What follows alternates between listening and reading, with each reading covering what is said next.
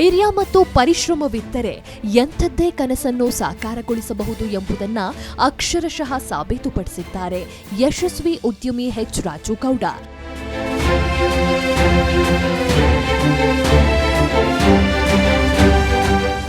ತುಮಕೂರು ಜಿಲ್ಲೆ ಕುಣಿಗಲ್ ತಾಲೂಕಿನ ತೋಪಿನಕೆರೆ ಗ್ರಾಮದ ಹನುಮಯ್ಯ ಹಾಗೂ ಜಯಲಕ್ಷ್ಮಮ್ಮ ದಂಪತಿಯ ಪುತ್ರನಾಗಿ ಹುಟ್ಟಿದ ಅವರು ಹಳ್ಳಿಯ ಶಾಲೆಯಲ್ಲಿ ವಿದ್ಯಾಭ್ಯಾಸ ಪೂರ್ಣಗೊಳಿಸಿದ್ರು.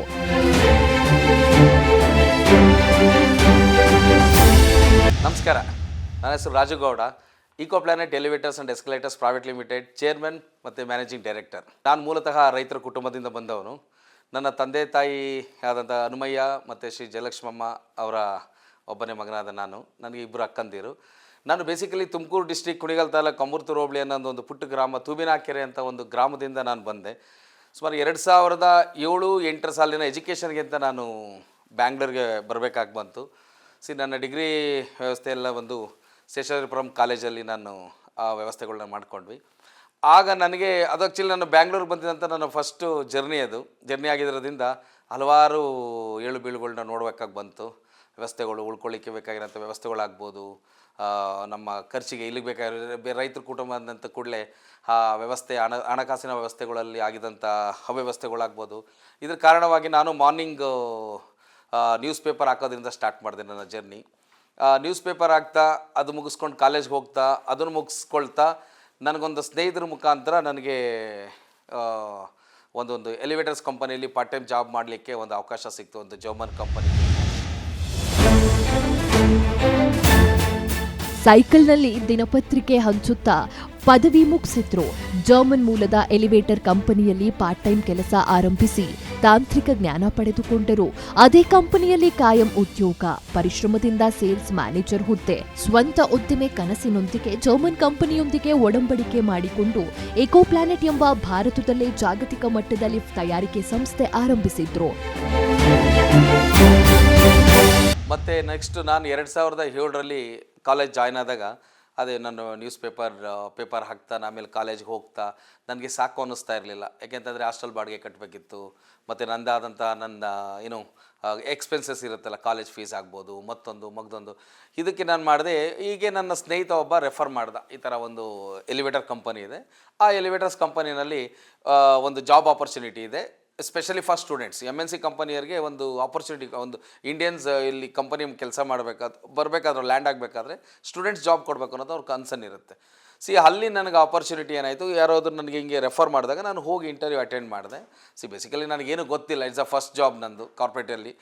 ಆಗ ಏನಾಯಿತು, ಅವರು ನನ್ನ ಸ್ಪೀಡ್ ನೋಡಿ, ನನ್ನ ಹಸಿವು ನೋಡಿ, ಎಲ್ಲೊಬ್ಬ GM ಇದ್ದವರು, ಕನ್ನಡದವರು, ಆ GM ಇದ್ದವರು ಆ್ಯಕ್ಚುಲಿ ಇಂಟರ್ವ್ಯೂನಲ್ಲಿ ಫೇಲ್ ಆಗಿದ್ದೆ ನಾನು. HR ರೌಂಡಲ್ಲಿ ಫೇಲ್ ಆದಾಗ, ಏಕೆಂದರೆ ಇಂಗ್ಲೀಷ್ ಬರೋದಿಲ್ಲ, ಹಳ್ಳಿ ಗಾಡಿಯಿಂದ ಬಂದಿದ್ದಾರೆ, ಮೇಜರಲ್ಲಿ ಬೇಕಾಗಿರೋಂಥದ್ದು ಫಸ್ಟ್ ಕ್ವಾಲಿಟಿ ಏನಂತಂದರೆ, ಕ್ವಾಲಿಫಿಕೇಷನ್ ಅಂತಂದರೆ ಇಂಗ್ಲೀಷ್ ಮಾತಾಡಬೇಕು.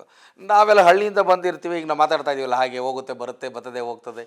ಕನ್ನಡ ಮೀಡಿಯಮಿಂದ ಓದಿ ಬಂದಿದ್ದಂಥ ಕ್ಷಣಗಳು ನಮ್ಮದು. ಇಂಗ್ಲೀಷ್ ನಮ್ಗೆ ಅಷ್ಟೊಂದು ಬರ್ತಿರಲಿಲ್ಲ. ವಾಟ್ ಈಸ್ ಯುವರ್ ನೇಮ್ ಅಂತಾರೆ, ಮೈ ನೇಮ್ ಈಸ್ ರಾಜುಗೌಡ ಅನ್ನೋದು ಬಿಟ್ಟರೆ ಇನ್ನೇನು ಗೊತ್ತಿರಲಿಲ್ಲ. ಆಗ ನಮ್ಮ ಸ್ಪಿರಿಟ್ ನೋಡಿ, ನನ್ನ ಹಸಿವು ನೋಡಿ ಒಬ್ಬ GM ಇದ್ದರು ನನಗೆ. ಆ GM ಅವ್ರು ಏನು ಮಾಡಿದ್ರು, ನನಗೆ ಒಂದು ಆಪರ್ಚುನಿಟಿ ಕೊಟ್ಟರು. ನನಗೆ ಅಲ್ಲಿ ಟೆಕ್ನಿಕಲಾಗಿ ಹೋಗ್ತಾ ಇರೋದ್ರಿಂದ ಇಂಟ್ರೆಸ್ಟ್ ಇದ್ದಾಗ ಸ್ವಲ್ಪ ನಾನು ಡೀಪಾಗಿ ಹೋದಾಗ ಏನಾಗುತ್ತೆ, ನನ್ನ ಕಾಲೇಜ್ ಲೆವೆಲ್ ನಾನು ಲೀಡ್ ಜನ್ರೇಟರಾಗಿ ತೊಗೊಂಡು ನನ್ನ ಆ 3 ಇಯರ್ಸ್ ಕಂಪ್ಲೀಟ್ ಮಾಡೋಷ್ಟೊತ್ತಿಗೆ ನಾನು ಸೇಲ್ಸ್ ಇಂಜಿನಿಯರ್ ಆಗಿ ನನಗೆ ಪ್ರಮೋಷನ್ ಬರುತ್ತೆ. ನಾನು ಯಾವಾಗ ಕಾಲೇಜ್ ಮುಗಿಯುತ್ತೆ ಆವಾಗ ಅದೇ GM ನನಗೆ ಪ್ರಮೋಟ್ ಮಾಡ್ತಾರೆ. ಅರೌಂಡ್ 1.5 ಇಯರ್ ಮಾಡ್ತೀನಿ, ಪ್ಲಸ್ 3 ಇಯರ್ಸ್, 4.5 ಇಯರ್ಸ್ ಆಗ್ತದೆ ನನಗೆಲ್ಲೋ ಯಾಕೆ ನಾವು ಮಾಡಬಾರ್ದು, ಯಾಕೆ ನಾವು ಏನಾದರೂ ಒಂದು ಹೊಸದು ಮಾಡಬಾರ್ದು ಅನ್ನೋದೊಂದು ಥಾಟ್ ಬರುತ್ತೆ. ಹಾಗೆ ಬಂದಾಗ ನಾನು ಸುಮಾರು ಯೋಚನೆ ಮಾಡ್ತೀನಿ, ಪೇರೆಂಟ್ಸ್ ಜೊತೆ ಮಾತಾಡ್ತೀನಿ, ನಾನೇ ಕ್ವಶನ್ಸ್ ಹಾಕ್ಕೊಂಡೆ, ಕಂಪನಿ ಹೇಗೆ ಬಂತು, ಎಲ್ಲಿ ಹುಟ್ಕೊಳ್ತು, ಯಾರದೇ ಒಂದು ಬ್ಯಾಕ್ಗ್ರೌಂಡ್ ತೊಗೊಂಡ್ರೆ, ಸಾಧಕರ ಬ್ಯಾಕ್ಗ್ರೌಂಡ್ ತೊಗೊಂಡಾಗ every one the start with zero ಅಂತಲೇ ಇರುತ್ತಲ್ವ, ಯಾಕೆ ನಾವು ಆಗಬಾರ್ದು, ಆ ಜಾಗಕ್ಕೆ ನಾನು ಹೋಗಬಾರ್ದು ಅನ್ನೋದೊಂದು ಥಾಟ್ ಬಂದಾಗ ಏನಾಗುತ್ತೆ, ಒಂದು ಸ್ಟ್ರಾಂಗ್ ಆಗಿ ನಾನು ಕಾಲಿಡೋಣ ಮುಂದೆ ಅಂದ್ಬಿಟ್ಟು ಪೇರೆಂಟ್ಸ್ ಜೊತೆ ಡಿಸ್ಕಷನ್ ಮಾಡ್ತೀನಿ. ಅದನ್ನು ನಾನು ಸ್ಪಿರಿಟ್ ಆಗಿ ತೊಗೊಂಡು ಏನು ಮಾಡಿದೆ, ಒಂದು ಸಣ್ಣದಾಗಿ ಕಂಪ್ನಿ ಸ್ಟಾರ್ಟ್ ಮಾಡಿ ಇದನ್ನೇ ಮಾಡಲ್ ಆಗಿ ತೊಗೊಂಡು ನನ್ನ ಕಂಪನಿ ಏನಿತ್ತು ಸೀನಿಯರ್ ಅದನ್ನು ಸ್ಟಾರ್ಟ್ ಮಾಡ್ತೀನಿ 1 ವರ್ಷ ಮಾಡ್ತೀನಿ. ತುಂಬ ಡಿಫಿಕಲ್ಟ್ ಆಯಿತು, ಇರೋ ದುಡ್ಡೆಲ್ಲ ಖಾಲಿ ಆಯಿತು, ಬಾಡಿಗೆ ಕಟ್ಟಕ್ಕೆ ಇಲ್ದಂಗೆ ಆಯಿತು ದುಡ್ಡು. ಹೀಗೆ ಮಾಡಿದಾಗ ನಾನೊಂದು ಎಕ್ಸಿಸ್ಟಿಂಗ್ ಕ್ಲೈಂಟ್ಸ್ಗೆ ನಾನು ಯಾರಿಗೆ ಬೆಸ್ಟ್ ಸರ್ವಿಸ್ ಕೊಟ್ಟಿದ್ದೆ ನನ್ನ ಪ್ರೀವಿಯಸ್ ಕಂಪ್ನಿಲಿ, ಅವ್ರ ಹತ್ರ ಹೋಗಿ ನಾನು ಮಾತಾಡ್ತೀನಿ, ಸರ್ ನಿಮಗೆ ಯಾವುದು ನಿಮ್ಮಲ್ಲಿ ಅನ್ಸೈಸ್ ಇರುತ್ತೆ, ಮಾಡೋಕ್ಕಾಗ್ದಲ್ಲಿರುತ್ತೆ, ನನಗೊಂದು ಆಪರ್ಚುನಿಟಿ ಕೊಡಿ, ಒಂದು ಚಾನ್ಸ್ ಕೊಡಿ, ಐ ವಿಲ್ ಪ್ರೂವ್ ಇಟ್. ನನ್ನ ನಂಬಿ ಒಬ್ಬರು ಕಸ್ಟಮರ್ ನನಗೆ ರಘು ಅಂದ್ಬಿಟ್ಟು ಒಂದು ಪ್ರಾಜೆಕ್ಟ್ ಕೊಡ್ತಾರೆ, ಸರ್ವಿಸ್ ಅಪಾರ್ಟ್ಮೆಂಟ್ಗೆ ಒಂದು ಲಿಫ್ಟ್ ನನಗೆ ಚಾನ್ಸ್ ಕೊಡ್ತಾರೆ. ಕಂಡೀಷನ್ಸ್ ಒಂದೇ, ಫುಲ್ ದುಡ್ಡು ಕೊಡೋದಿಲ್ಲ, ನೀನು ಮೆಟಲ್ ತರಬೇಕು, ಇನ್ಸ್ಟಾಲ್ ಮಾಡಬೇಕು, ನಾನು ದುಡ್ಡು ಕೊಡ್ತೀನಿ ಅಂತ. I was agri.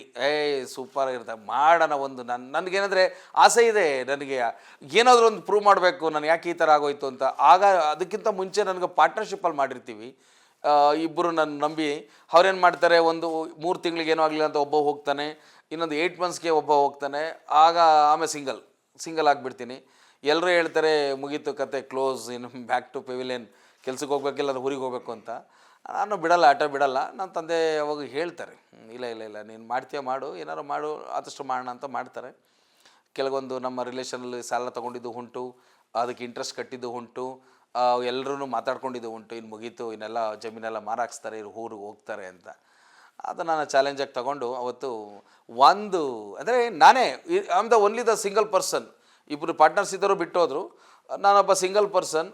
ನನ್ನ ಜೊತೆ ಒಬ್ಬ ಹೆಲ್ಪರ್ ಇಟ್ಕೊಂಡಿದ್ದೆ. ಬೆಳಗ್ಗೆ ಮಾರ್ನಿಂಗ್ ಎದ್ದರೆ ನೀಟಾಗಿ ಡ್ರೆಸ್ ಮಾಡ್ಕೊಳ್ಳೋಂಥದ್ದು, ಲೀಡ್ ಜನರೇಟ್ಗೆ ಹೋಗೋಂಥದ್ದು, ಸರ್ ಆಮೇಲೆ ಲೀಡ್ ಜನರೇಟರು ಅಂತ ಹೇಳೋಂಥದ್ದು, ಆಫೀಸಿಗೆ ಬರೋಂಥದ್ದು, ಮ್ಯಾನೇಜರಾಗಿ ಕಾಲ್ ಮಾಡೋಂಥದ್ದು, ಕಸ್ಟಮರ್ಸ್ ಏನಾರು ಬಂದರೆ ಓನರಾಗಿ ಮಾತಾಡೋಂಥದ್ದು. ಈ 3-in-1 ಆ್ಯಕ್ಷನ್ಸ್ ಮಾಡಬೇಕಾದ್ರೆ ಒಬ್ಬನ ಕಸ್ಟಮರ್ಗೆ ಏನಾಗುತ್ತೆ, ಅವ್ನಿಗೆಲ್ಲ ನಾನು ಒಬ್ಬನೇ ಸ್ಟ್ರಗಲ್ ಇದನ್ನು ಮಾಡ್ತಾಯಿದ್ದೀನಿ ಅಂತ ಒಬ್ಬ ಕಸ್ಟಮರ್ ಗೊತ್ತಾಗುತ್ತೆ. ಆಗ ನನಗೊಂದು ಚಾನ್ಸ್ ಕೊಡ್ತಾನೆ. ಅಡ್ವಾನ್ಸ್ ನಾನೇ ದುಡ್ಡುಗಳು ಅರೇಂಜ್ ಮಾಡ್ಕೊಂಡು ಸಾಲ ತಂದು ಮೆಟೀರಿಯಲ್ ಹಾಕ್ಬಿಟ್ಟು ದುಡ್ಡು ಇಸ್ಕೊಳ್ಳೋದು, ಫಸ್ಟ್ ಡೇ ಸೆಕೆಂಡ್ ಡೇ ಥರ ಮಾಡ್ತೀವಿ. ಅದೊಂದು 3-4 ಮಂತ್ಸ್ ಟೈಮ್ ತೊಗೊಳುತ್ತೆ. ಅಷ್ಟರಲ್ಲಿ 1 ವರ್ಷ ಮುಗ್ದೋಗುತ್ತೆ, ಏನೂ ಇಲ್ಲ, ಇನ್ಕಮ್ ಎಲ್ಲ ದುಡ್ಡೆಲ್ಲ ಖಾಲಿ. ಮಾಡಿದಾಗ ಏನಾಗುತ್ತೆ, ಸಕ್ಸಸ್ಫುಲ್ ರನ್ನಿಂಗ್ ಮಾಡ್ತೀನಿ. ಏನು ನಮ್ಮ ಜರ್ಮನ್ ಕಂಪನಿ ಇದ್ದಿದೆ ಸೇಮ್ ಕಾಂಪಿಟೇಟಿವ್, ಅದನ್ನೇ ನಾನು ಒಂದು ಎಲ್ಲನೂ ಇಂಪೋರ್ಟ್ ಮಾಡಿಸಿ ಮೈನಸ್ ನಾನೇನು ವ್ಯಾಲ್ಯೂಗೆ ಮಾತಾಡಿದ್ದೆ, ಐ ಥಿಂಕ್ 1.5 lakh ನನ್ನ ಕೈಗೆ ಬರುತ್ತೆ. ಆದರೂ ನಾನು ಮಾಡಲ್ಲ, ಒಂದು ಜಾಬ್ ಸಿಗ್ತಲ್ಲ ಅಂತ. ನಾನೇನು ಮಾಡ್ಕೊಳ್ತೀನಿ, ಆ ಜಾಬ್ ಸಕ್ಸಸ್ಫುಲ್ ರನ್ನಿಂಗ್ ಆದಮೇಲೆ ನಾನು ಡೆಮೋ ಥರ ಮಾಡ್ಕೊಳ್ತೀನಿ. ಡೆಮೋ ಥರ ಮಾಡ್ಕೊಂಡಾಗ ತುಂಬ ನನಗೆ ಹೆಲ್ಪ್ ಮಾಡಿದ್ರಲ್ಲ, ಡೆಮೋ ಥರ ಮಾಡ್ಕೊಳ್ತೀನಿ. ಸರೌಂಡಿಂಗ್ ಎಲ್ಲೆಲ್ಲಿ ಕನ್ಸ್ಟ್ರಕ್ಷನ್ ಆಗುತ್ತೆ, ಹೋಗೋದು ಬೆಳಗ್ಗೆ ಎದ್ದು ಅವ್ರನ್ನ ಕಸ್ಟಮರ್ನ ರಿಕ್ವೆಸ್ಟ್ ಮಾಡೋಂಥದ್ದು, ಓನ್ಲಿ 10 minutes ಟೈಮ್ ಕೊಡಿ ಸರ್, ನಾನು ಏನು ಕೆಲಸ ಮಾಡಿದ್ದೀನಿ ಅಂತ ತೋರಿಸ್ತೀನಿ ಅಂತ ಕರ್ಕೊಳ್ಳೋದು, ಲಿಫ್ಟ್ ತೋರಿಸೋಂಥದ್ದು. ಫಸ್ಟ್ ಇಯರ್ ನಂದು ಒಂದು ಜಾಬ್ ಆಗಿರುತ್ತೆ. ಸೆಕೆಂಡ್ ಇಯರಲ್ಲಿ ನನಗೊಂದು ಅರೌಂಡ್ ಒಂದು 40 to 50 ಲಿಫ್ಟ್ಸ್ ಆಗಿಬಿಡುತ್ತೆ ದ ಸೆಕೆಂಡ್ ಇಯರ್ ಜರ್ನಿ. ಅದು ಹಾಗಾಗಿ ಹೇಳೋಂಥದ್ದು, ನಮ್ಮ ಕೆಲಸನ ಮಾಡಬೇಕು, ಫಲ ದೇವ್ರು ಕೊಡ್ತಾನೆ ಅಂತಾರಲ್ಲ, ಹಂಗೆ ಅವತ್ತು ನಾನು ನಂಬಿದಂಥದ್ದು ಇಕೋ ಪ್ಲಾನೆಟ್ ಎಲಿವೇಟರ್ಸ್ನೇ ದೇವ್ರ ಥರ. ಅದು ಇವತ್ತಿಗೂ ಕೂಡ ನಮಗೆ ದೇವಸ್ಥಾನ ಇದ್ದಾಗೆ ಇದು ದೇವರಿದ್ದಾಗೆ. ಆಮದು ಉಪಕರಣಗಳ ಬದಲು ದೇಶದಲ್ಲೇ ಉತ್ಪಾದನೆ, ಇದು ಭಾರತೀಯ ಲಿಫ್ಟ್ ಕ್ಷೇತ್ರದಲ್ಲಿ ಮಹತ್ವದ ಹೆಜ್ಜೆ ಸೃಷ್ಟಿಸಿದ್ರು. ಇದರಿಂದಲೇ ಇಕೋ ಪ್ಲಾನೆಟ್ ಇಂದು ಇಂಡಿಯನ್ ಎಂಎನ್ಸಿ ಎಂದು ಗುರುತಿಸಲ್ಪಟ್ಟಿದೆ. ಲಿಫ್ಟ್ ಉದ್ಯಮ ಸಂಪೂರ್ಣ ತಾಂತ್ರಿಕತೆಯ ಆಧಾರಿತ ಕ್ಷೇತ್ರ. ಇಕೋ ಪ್ಲಾನೆಟ್ 56 ಸೆನ್ಸಾರ್ಗಳ ನಿಯಂತ್ರಣ, ಐಒಟಿ ತಂತ್ರಜ್ಞಾನ, ಲೈವ್ ಇಂಟರ್ಕಾಮ್ ವ್ಯವಸ್ಥೆ ಅಳವಡಿಸಿಕೊಂಡಿದೆ.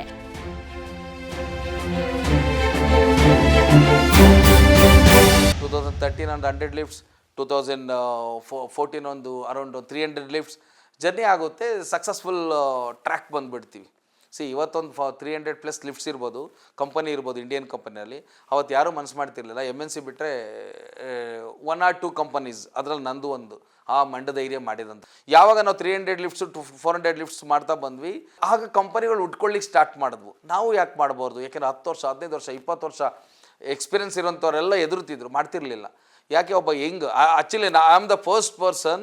18 years 19 yearsಲ್ಲಿ ನಾನು ಫಸ್ಟು ಎಲಿವೇಟರ್ ಜರ್ನಿ ಸ್ಟಾರ್ಟ್ ಮಾಡಿದೆ. 21-22 yearsಲ್ಲಿ ನಾನು ಒಂದು ಕಂಪನಿ ಓನರ್ ಆಗಿರ್ತೀನಿ. I am the first person ಟೆಕ್ನಿಕಲಲ್ಲಿ ಇಷ್ಟು ದೊಡ್ಡ ಸಾಮ್ರಾಜ್ಯಕ್ಕೆ ಒಬ್ಬ ಯೋಚನೆ ಮಾಡ್ದಲ್ಲೇ ಒಂದು ಕಂಪನಿಗೆ ಓನರ್ ಆಗಿ ನಾನು ತೊಗೊಂಡಿದ್ದಲ್ಲ. ಅದನ್ನು ನನ್ನ ಇನ್ಸ್ಪಿರೇಷನ್ಸ್ ತೊಗೊಂಡು ಸುಮಾರು ಕಂಪನಿಗಳು ಉಟ್ಕೊಂಡ್ವು. ಅವತ್ತು ಮಾರ್ಕೆಟ್ ಶೇರ್ ಎಷ್ಟಿತ್ತು ಅಂತಂದರೆ MNC ಕಂಪನಿದು ಅರೌಂಡ್ 95+ ಇತ್ತು. 1000 ಲಿಫ್ಟ್ಸ್ ಏನಾದ್ರು ಮಂತ್ಲಿ ಬರುತ್ತೆ ಅಂತಂದರೆ 950+ MNCದೇ ಆಗ್ತಾಯಿತ್ತು. ಇನ್ನು ಅರೌಂಡ್ 15 ಲೋಕಲ್ ಕಂಪನೀಸ್ಗಳಿಗೆ ನಾವು ಅದರಲ್ಲೇ ಒದ್ದಾಡ್ಕೊಂಡು ಮಾಡಲಿಕ್ಕೆ ಅಂತ ಪರಿಸ್ಥಿತಿ ಇತ್ತು.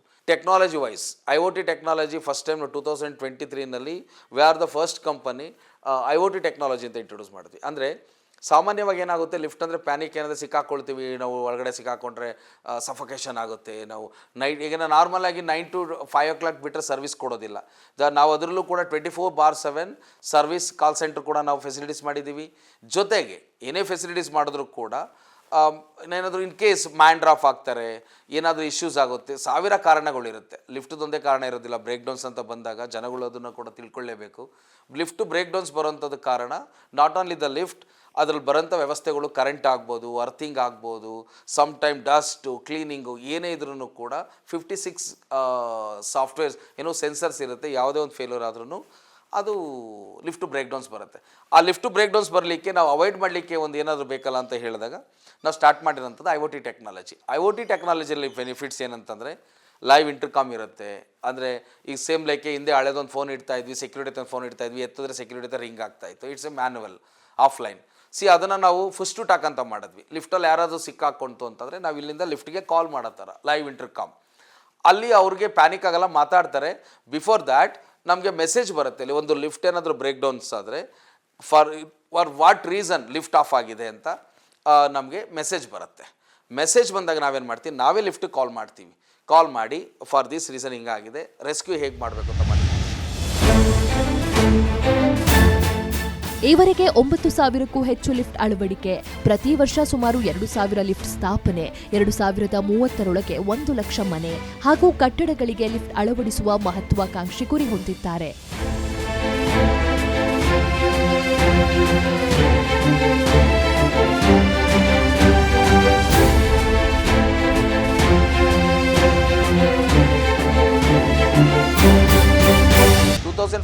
ನಲ್ಲಿ we first time in Indian company we cross 1000 lifts. 2014 1000 lifts ಮಾಡ್ತೀವಿ. 2014 ಆದಮೇಲೆ ಹೊಸದಾಗಿ ಮ್ಯಾನುಫ್ಯಾಕ್ಚರ್ ಯೂನಿಟ್ ಮಾಡ್ತೀವಿ ಸಣ್ಣದಾಗಿ. ಅದಾದಮೇಲೆ ಓನ್ ಬಿಲ್ಡಿಂಗ್ ಆಫೀಸ್ ಮಾಡ್ತೀವಿ. ಅಲ್ಲಿಂದ ಜರ್ನಿ ಸ್ಟಾರ್ಟ್ ಆಗಿರೋಂಥದ್ದು. ಎವ್ರಿ ಇಯರ್ 1200 1300 1500 ಆ ಥರ ಬರುತ್ತೆ. ಫಸ್ಟ್ ಟೈಮ್ ನಾವು ಜೌಮನಿಂದ UCM ಡಿವೈಸಸ್ ಅಂತ ಇಂಟ್ರೊಡ್ಯೂಸ್ ಮಾಡಿದ್ವಿ. ಕೆಲವೊಂದು ಸುಮಾರು ಆಕ್ಸಿಡೆಂಟ್ಸ್ ಬರ್ತಾಯಿತ್ತು ಆ ಟೈಮಲ್ಲಿ. ಲಿಫ್ಟ್ ಬಿತ್ತು, ಇವ್ರು ಬಿದ್ದರು, ಡೆತ್ ಆದರು ಅಂತ. ನಾನು ಯೋಚನೆ ಮಾಡ್ತಾ ಇದಕ್ಕೇನಾದ್ರು ಸ್ಪೆಷಲ್ಲಾಗಿ ಮಾಡಬೇಕಲ್ಲ ಅಂತ ಬಂದಾಗ 2017ನಲ್ಲಿ UCM ಡಿವೈಸಸ್ ಅಂತ ಇಂಟ್ರೊಡ್ಯೂಸ್ ಮಾಡಿಸ್ದೆ. ಅಂದರೆ ಅನ್ಮೂಮೆಂಟ್ ಕಾರ್ ಮೂಮೆಂಟ್ಸ್ ಅಂತಂದರೆ ನಿಮ್ಗೆ ಈಗ ಏನು ಓವರ್ ಸ್ಪೀಡಾಗಿ ಬ್ರೇಕ್ಸ್ ಕಟ್ ಆಗುವಂಥದ್ದು, ಪುಲ್ಲಿ ಕಟ್ ಆಗುವಂಥದ್ದು, ಅಥವಾ ಫಾಲ್ ಡೌನ್ ಆಗುವಂಥದ್ದು, ಬಫರ್ ಆಗಿ ಈ ಕೇಸಸ್ ಬರ್ತಿತ್ತಲ್ಲ, ಅದಕ್ಕೆ ನಾನು ಅದಕ್ಕೊಂದು UCM ಡಿವೈಸಸ್ ಅಂತ ಯೂನಿಟ್ಸನ್ನು ತಯಾರು ಮಾಡಿದ್ವಿ. ಅದೇನಾದರೂ ಇನ್ ಕೇಸ್ ನಾರ್ಮಲ್ ಸ್ಪೀಡ್ಗಿಂತ ಹೈಯರ್ ಸ್ಪೀಡ್ಗೆ ಹೋಗ್ತಿದ್ದಾಗೇ ಅದು ಆಟೋಮೆಟಿಕ್ಕಾಗಿ ಟ್ರ್ಯಾಕ್ನ ಹೋಲ್ಡ್ ಮಾಡೋ ರೀತಿ bottom of the cabin 2 units ಒಂದು 80 ಟನ್ ಕೆಪಾಸಿಟಿ ಇದನ್ನು ಬ್ಲಾಕ್ಸ್ನ ಸ್ಪೆಷಲ್ ಆಗಿ ಇಂಟ್ರೊಡ್ಯೂಸ್ ಮಾಡಿದ್ವಿ. ಆ ಇಂಟ್ರೊಡ್ಯೂಸ್ ಮಾಡೋದ್ರಿಂದ ಈಗ ನಾವು ಮಾಡಿರೋಂಥದ್ದನ್ನು ನೀವು MNC ಅವ್ರಿಗೆ ಕಾಪಿ ಮಾಡೋಂಥ ಪರಿಸ್ಥಿತಿ ಬಂತು ಇಂಡಿಯಾದಲ್ಲಿ. ಯಾಕೆಂದರೆ ಕಸ್ಟಮರೇ ಕೇಳೋಕ್ಕೆ ಸ್ಟಾರ್ಟ್ ಮಾಡಿದ್ರು, ನಮ್ಗೆ UCM ಡಿವೈಸಸ್ ಬೇಕು ಅನ್ನೋ ಥರ. ಆ ಮೆಕ್ಯಾನಿಕಲ್ ಸೇಫ್ಟಿ ಅದನ್ನು ಆಗ್ಬೋದು, ಬ್ರೇಕ್ಸ್ ಎಲ್ಲ ಮಾಯರ್ ಬ್ರೇಕ್ ಫ್ರಮ್ ಜರ್ಮನಿಂದ ಇಂಪೋರ್ಟ್ ಮಾಡೋದಾಗ್ಬೋದು, ಚೈನೀಸ್ ಬ್ರೇಕು ಅದನ್ನೆಲ್ಲ ಯೂಸ್ ಮಾಡೋಂಥ ಟೈಮಲ್ಲಿ ಅದನ್ನೊಂದು ಇಂಟ್ರೊಡ್ಯೂಸ್ ಮಾಡಿದ್ವಿ. ನಾವು it is complete pleads safest elevators in India, safest elevators in South India and India ಅನ್ನೋದೊಂದು ಹೆಬ್ಬಳಿಕೆ ಕೂಡ ನಮ್ಮ ಕಂಪನಿಗೆ ಇದೆ. ಈ ಕಾರಣದಿಂದ ಈಕೋ ಪ್ಲಾನೆಟ್ ಎಲಿವೇಟರ್ಸ್ ನಾವು ಸ್ಟಾರ್ಟ್ ಮಾಡಿದ್ದು 1 ಲಿಫ್ಟಿಂದ ಇವತ್ತು ಅರೌಂಡ್ 8,000 ಲಿಫ್ಟು ನಮ್ದು ಆಲ್ರೆಡಿ ಇದೆ. ಜೊತೆಗೆ ಎವ್ರಿ ಇಯರ್ 1,800 to 2,000 ಲಿಫ್ಟ್ಸು ಕೊಡ್ತಾ ಇದ್ದೀವಿ. Hi folks, my name is Raghu. I am head of sales in Eco Planet Elevators. It has been like 1 year of journey so far, and it is very kind of experience that I have been. Like it's very positive experience because I've been interacting with Raju sir very frequently, and his motivation for us is very good. I can proudly say that we are a number 1 home elevators organization currently in India. Our services are like majorly for home elevators and commercial lifts and villa lifts. We as a EcoPlanet employee, we are very proud of that Raju sir is getting and nominated for a Vijay Ratna International Award. I would really congratulate him and getting this award. Hello viewers, ellargu namaskara. My name is Syed. I am the sales head in EcoPlanet Elevators company. So I would like to proudly tell about few words about EcoPlanet Elevators company. First of all, I've been in this company for almost a year, and I have a very fabulous days. We have learned a lot of good things from our company, from our founder H. Rajagowda sir. We don't feel like him like a boss. He always feel like he's our colleague. So he always nurture us, he always give us good ideas, he always guide us, and he give us the directions how to process. Recently Mr. H. Rajagowda sir has got one more award which is Vijay Ratna International Award, and I really appreciate him all the very best, and this is not just a stop, he is going to achieve more milestone. Bengaluru ನಗರದಲ್ಲಿ ಏಷ್ಯಾದಲ್ಲೇ ಅತಿದೊಡ್ಡ touch and feel ಮಾದರಿಯ experience centre ಸ್ಥಾಪನೆ, ಒಂದೇ ಕಡೆ 30 ಮಾದರಿಯ lift ವಿನ್ಯಾಸ ವೀಕ್ಷಣೆಗೆ ಅವಕಾಶ ಕಲ್ಪಿಸಲಾಗಿದೆ.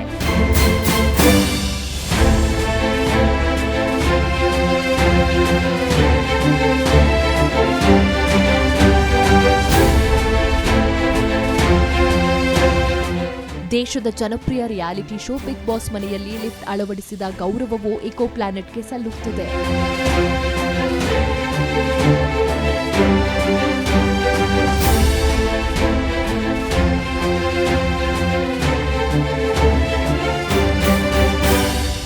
ನಮ್ಮ ಕರ್ನಾಟಕದಲ್ಲಿ ಜನಕ್ಕೆ ಎಲ್ಲರಿಗೂ ಟಚ್ ಆ್ಯಂಡ್ ಫೀಲ್ ಬರಬೇಕು ಅಂತಂತ ಏಷ್ಯನ್ ಕಂಟ್ರಿಲೇ ಲಾರ್ಜೆಸ್ಟ್ ಎಕ್ಸ್ಪೀರಿಯನ್ಸ್ ಸೆಂಟರ್ಸ್ ಅನ್ನೋದೊಂದು ಹೆಬ್ಬಳಿಕೆ ನಮ್ಮಲ್ಲಿದೆ.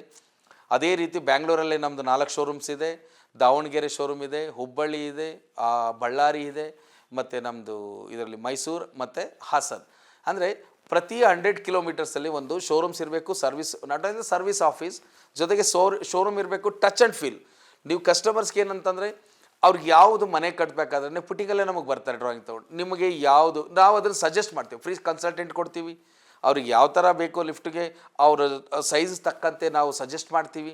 ಇನಿಷಿಯಲಿ ನಾವು ಡ್ರಾಯಿಂಗ್ ಕೊಡೋದ್ರಿಂದ ಅವರಿಗೆ ಅವ್ರ ಕನಸು ಹೇಗಿರುತ್ತೆ, ಇಮ್ಯಾಜಿನೇಷನ್ ಏನಿರುತ್ತೆ ಅದನ್ನು ನೋಡಿ ಬುಕ್ಸಲ್ಲಿ ತೋರಿಸೋ ಬದಲು, ಮೊಬೈಲಲ್ಲಿ ತೋರಿಸೋ ಬದಲು ಬಂದು ನೋಡಲಿ ಅಂತ. ಈಗ ಒಂದು 70+ ಇಲ್ಲೇ ನಮ್ಮ ಶೋರೂಮಲ್ಲಿ ಇರುತ್ತೆ. ಪ್ರತಿ ಶೋರೂಮಲ್ಲೂ ಒಂದು 30+ ಮಾಡಲ್ಸ್ನ ಲೈವ್ ಲಿಫ್ಟ್ಸ್ ನೋಡೋ ಥರ ವ್ಯವಸ್ಥೆಗಳು ಕೂಡ ನಾವು ಮಾಡಿದ್ದೀವಿ. ಇದು ಕೂಡ ನಮಗೆ ಫಸ್ಟ್ ಟೈಮ್ ಒಂದು ಇಂಡಿಯನ್ ಕಂಪನಿ ಮಾಡಿದೆ ಅಂತ ಅದನ್ನು ಗರ್ವದಿಂದ ಹೇಳ್ಕೋಬಹುದು, ಹೆಮ್ಮೆಯಿಂದನೂ ಕೂಡ ನಾವು ಹೇಳ್ಕೋಬಹುದು. ರೈತನ ಮಗನಿಂದ ಜಾಗತಿಕ ಉದ್ಯಮಿಯಾಗಿ, ಉದ್ಯೋಗಿಯಿಂದ ಉದ್ಯೋಗದಾತನಾಗಿ, ಸಣ್ಣ ಕೊಠಡಿಯಿಂದ ಜಾಗತಿಕ ಎಂಎನ್ಸಿ ಸೃಷ್ಟಿಸಿರುವ ಯಶಸ್ವಿ ಉದ್ಯಮಿ ಎಚ್ ರಾಜುಗೌಡ ಅವರಿಗೆ ಈ ಬಾರಿಯ ವಿಜಯರತ್ನ ಇಂಟರ್ನ್ಯಾಷನಲ್ ಪ್ರಶಸ್ತಿ ನೀಡಿ ಗೌರವಿಸಲಾಗುತ್ತಿದೆ. ಲಿಫ್ಟ್ ತಂದಿದ್ದ ಕೂಡಲೇ ಈಕೋ ಪ್ಲಾನೆಟ್ ಅಂತ ಪ್ರತಿ ಮನೆ ಮಾತಾಗಬೇಕು ಅನ್ನೋದು ನನ್ನೊಂದು ಅದೊಂದು ಗುರಿ ಇಟ್ಕೊಂಡು ನಾನು ಮಾಡ್ತಾ ಇದ್ದೀನಿ. ಓಕೆ, ಇದಕ್ಕೆ ನಿಮ್ಮೆಲ್ಲರ ಬ್ಲೆಸ್ಸಿಂಗ್ ಸಹಕಾರ ಇರಬೇಕು ಅಂತ ಕೇಳ್ತಾ ನಾನು ಮಾತು ಮುಗಿಸ್ತೀನಿ. Thank you.